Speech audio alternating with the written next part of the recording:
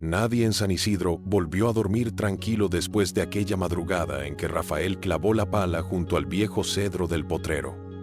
No era una madrugada cualquiera.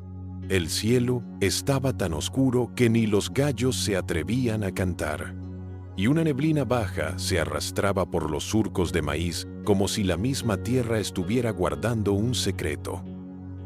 Rafael había salido antes del amanecer porque ya no le quedaba tiempo para lamentarse.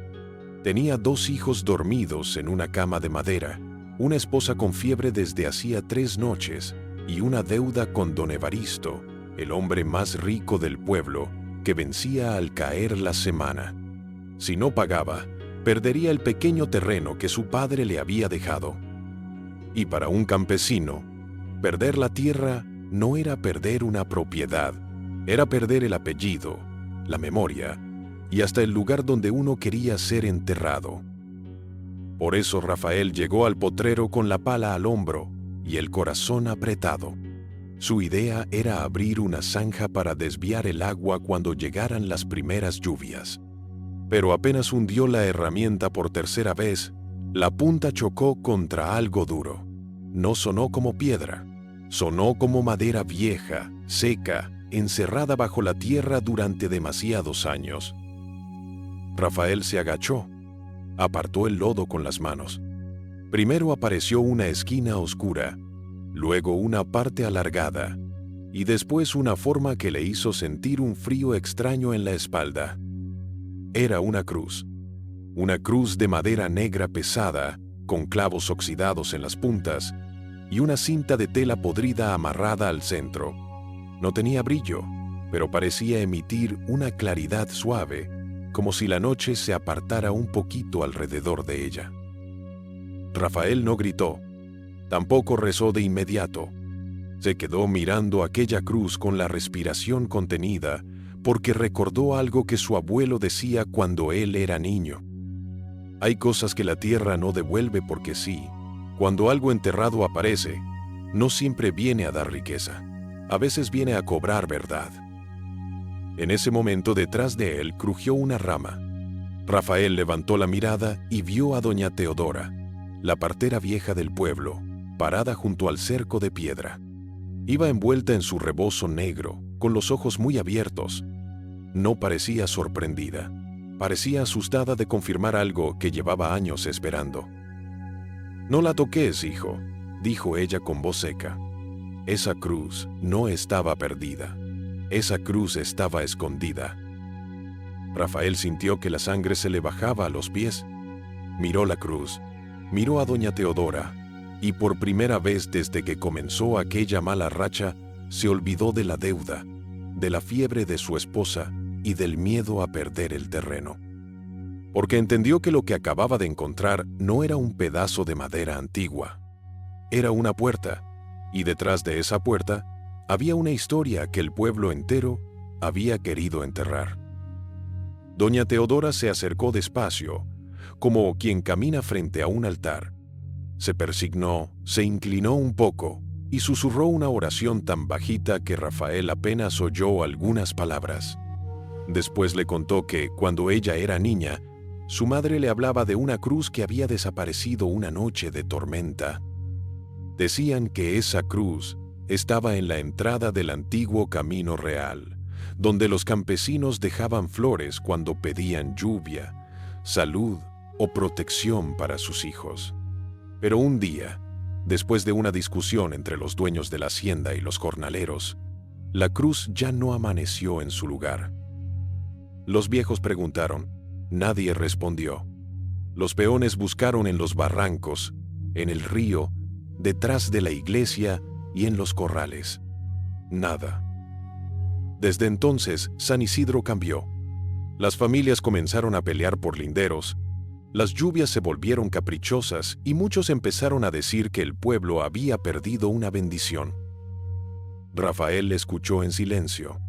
La cruz seguía medio enterrada, como si no quisiera salir completa todavía. En el centro de la madera, bajo la cinta podrida, se alcanzaba a ver una pequeña marca tallada.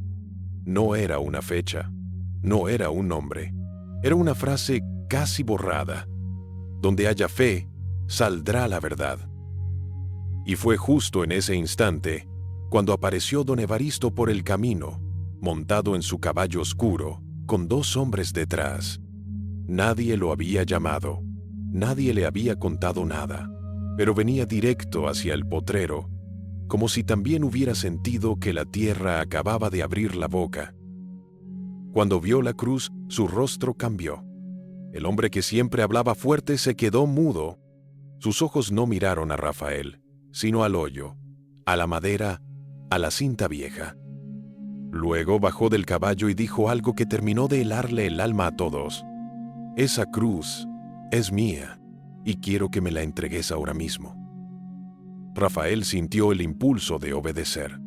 Don Evaristo podía quitarle la tierra, podía cerrarle el crédito en la tienda, podía dejarlo sin trabajo en la próxima cosecha. Pero algo en la cruz, o tal vez algo en la mirada de doña Teodora, le sostuvo las manos.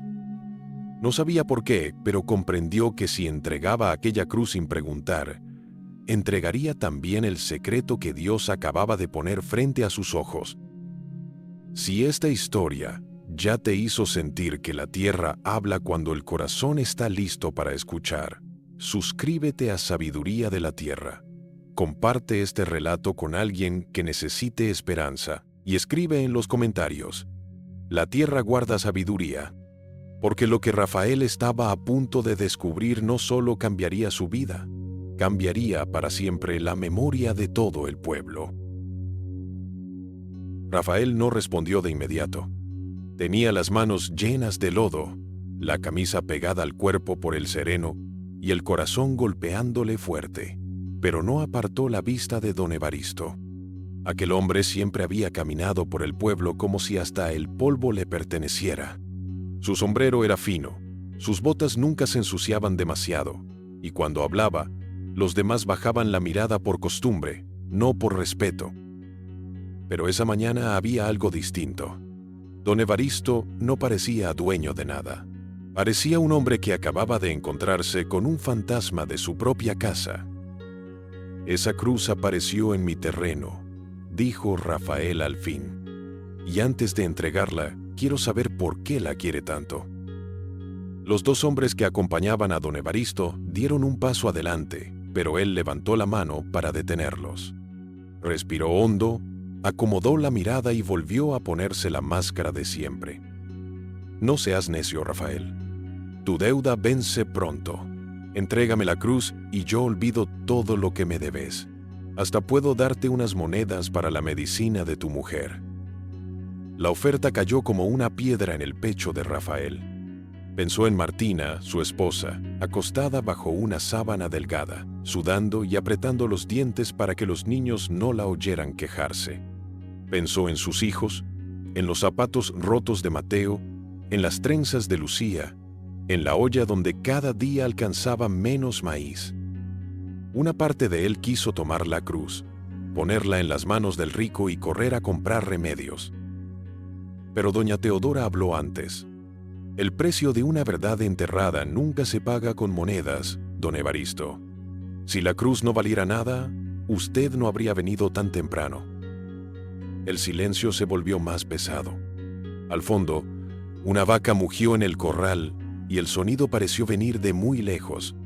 Don Evaristo miró a la anciana con desprecio, pero no encontró palabras rápidas.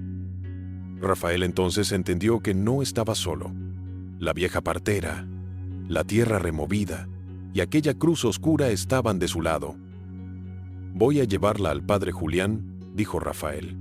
«Si es cosa santa, debe verla la iglesia.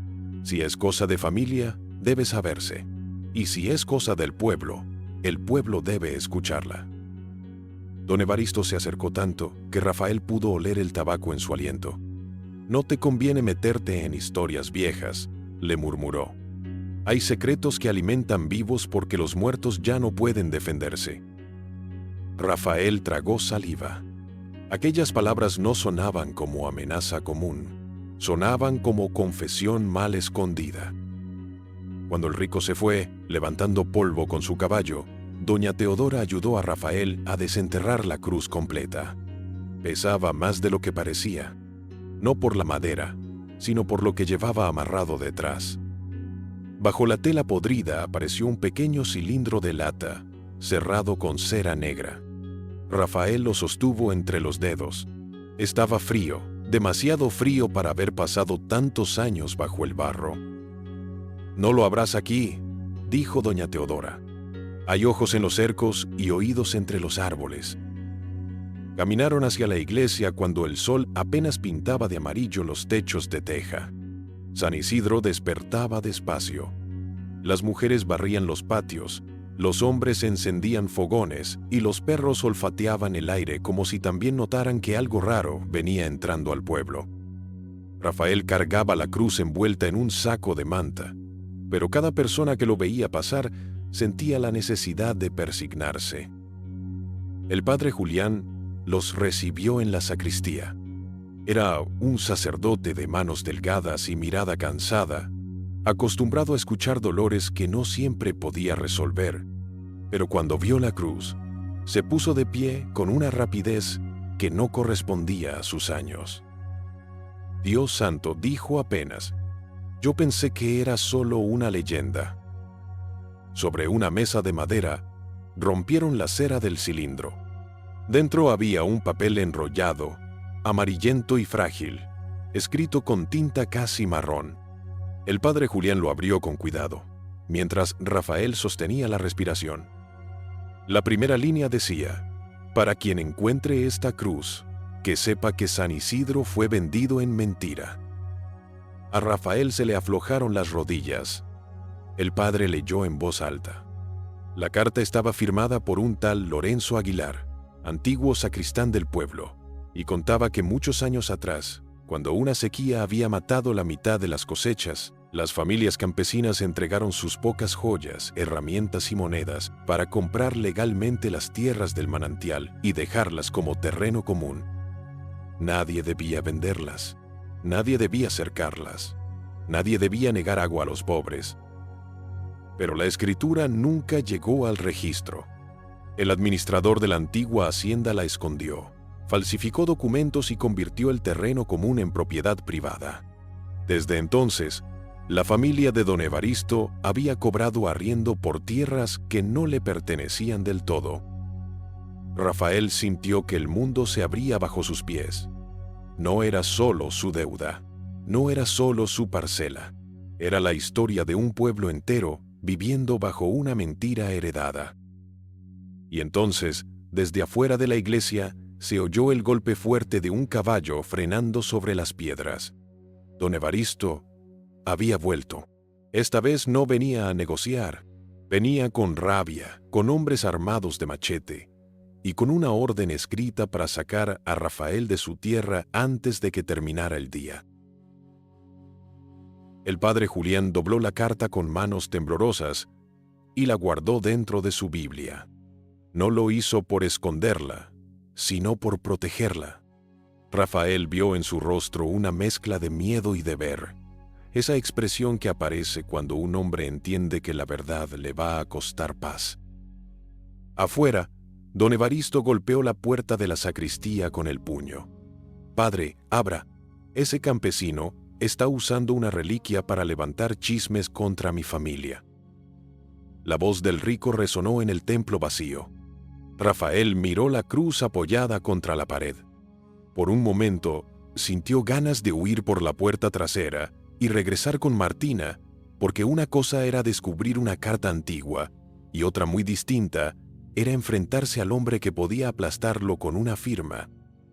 Pero recordó la frase tallada en la madera: «Donde haya fe, saldrá la verdad». El padre abrió. Don Evaristo entró con los ojos encendidos. Detrás de él venían sus dos hombres, y un poco más atrás, curiosos, comenzaron a asomarse los vecinos. Primero fueron 3 mujeres con canastos, luego un muchacho que vendía pan, después el herrero, la maestra y varios jornaleros que habían visto pasar al rico como tormenta sobre el camino. «Entreguen la cruz», dijo don Evaristo, «y entregue también ese papel». El padre Julián no se movió. Si el papel es falso, no debe temerle. Si es verdadero, no le pertenece solo a usted. Don Evaristo soltó una risa corta, amarga. Los pobres siempre quieren creer que una hoja vieja puede cambiar el mundo. Pero el mundo no se cambia con cuentos, padre. Se cambia con escrituras, sellos y dinero. Entonces doña Teodora, que había permanecido junto al altar, sacó del pecho una bolsita de tela. La abrió despacio y puso sobre la mesa una llave oxidada. Todos la miraron. Durante más de 40 años, dijo ella, mi madre me pidió que guardara esto. Me dijo que un día aparecería la cruz y que cuando apareciera había que abrir el baúl de la torre. El padre Julián palideció. La torre de la iglesia tenía un cuarto pequeño que casi nadie visitaba, lleno de campanas viejas, santos rotos y cajas de papeles comidos por el polvo.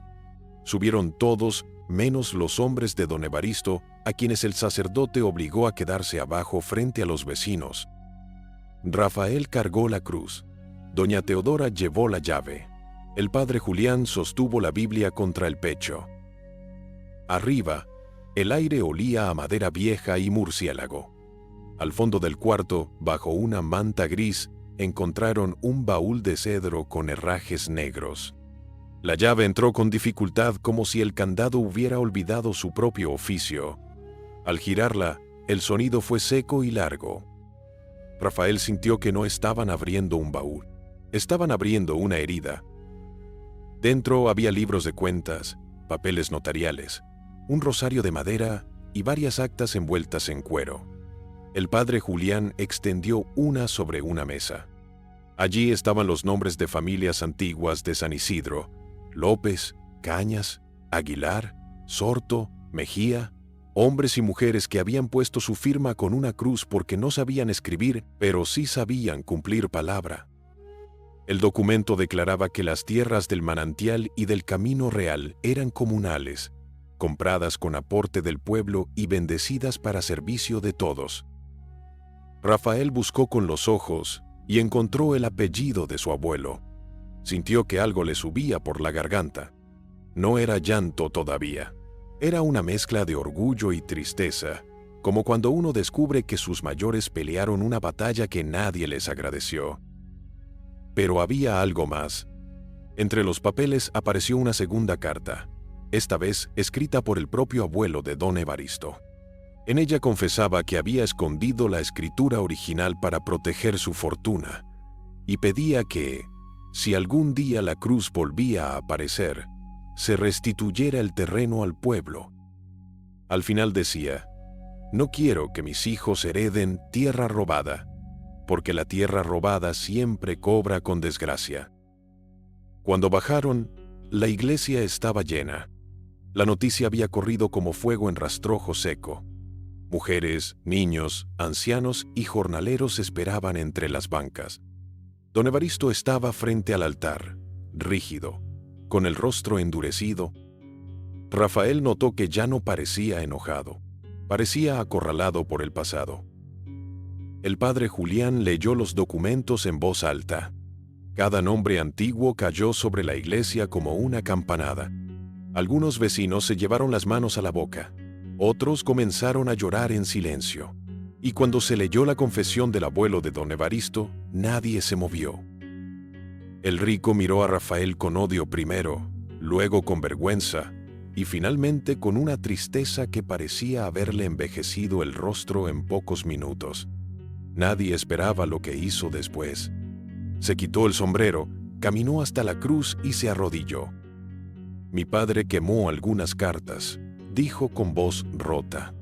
Yo sabía que había un secreto, pero nunca quise buscarlo, porque mientras no lo buscara, podía seguir diciendo que no sabía. Rafael apretó los puños.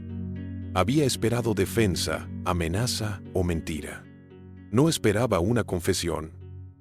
Don Evaristo levantó la mirada hacia el pueblo y añadió: si esa tierra es de todos, yo no puedo seguir cobrándola como mía.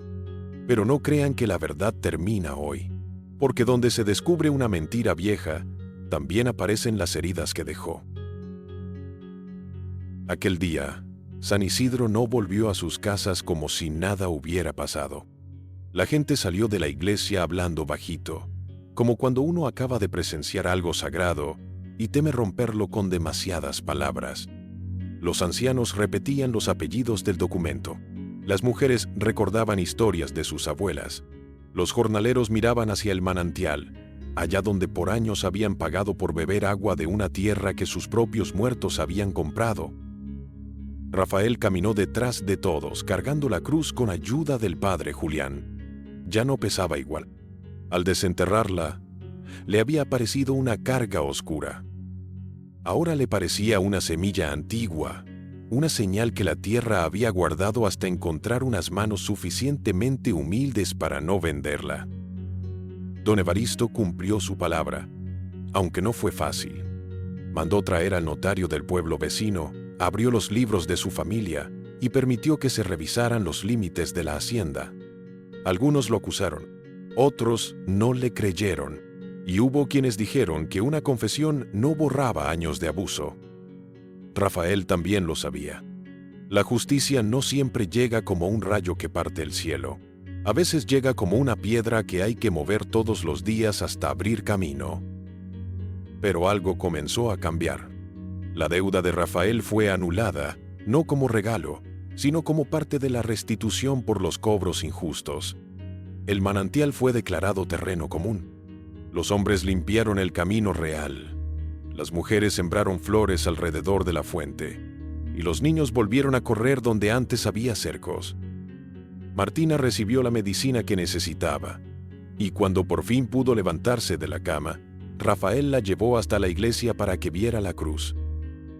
La habían colocado junto al altar lateral, no como objeto de miedo, sino como memoria. Debajo, el padre Julián mandó poner una tablita sencilla con la frase que ya casi no se leía en la madera: donde haya fe, saldrá la verdad. Martina la miró largo rato. Luego tomó la mano de Rafael y le dijo algo que él jamás olvidó. Dios no te dio oro, porque sabía que el oro se acaba. Te dio verdad, y la verdad alimenta más generaciones que una bolsa llena de monedas. Pasaron los meses. Llegaron las lluvias.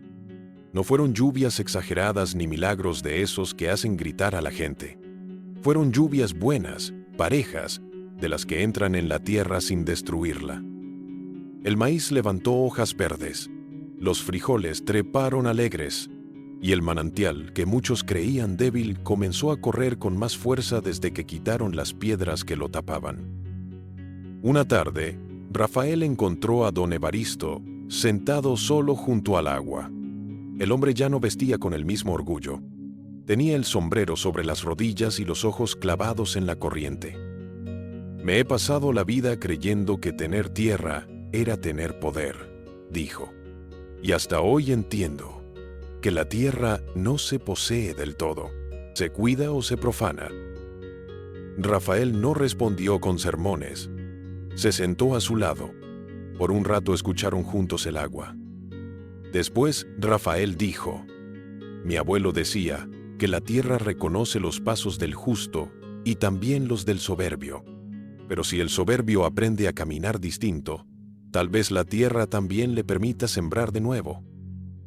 Don Evaristo bajó la cabeza. No pidió que lo perdonaran rápido. No buscó aplausos. Solo empezó a trabajar. Donó madera para arreglar la escuela. Entregó herramientas a las familias que habían pagado arriendos injustos. Y se presentó cada domingo ante los ancianos del pueblo para rendir cuentas. Algunos nunca lo miraron igual. Otros, con el tiempo, entendieron que arrepentirse no es decir una frase bonita, es aceptar el peso de reparar. Rafael siguió siendo campesino. No se volvió rico, ni le cambió la voz, ni empezó a caminar como patrón. Pero en el pueblo lo miraban distinto. No porque hubiera encontrado una cruz, sino porque no la vendió cuando más necesitaba dinero. Esa fue su verdadera prueba. Porque cualquiera puede hablar de fe cuando la olla está llena. La fe se conoce cuando el hambre ofrece un trato, y el alma tiene que decidir qué vale más. Si este relato te recordó que la verdad puede estar enterrada, pero nunca muerta, suscríbete a Sabiduría de la Tierra Comparte esta historia con alguien que aún cree en la humildad y escribe en los comentarios: la tierra guarda sabiduría.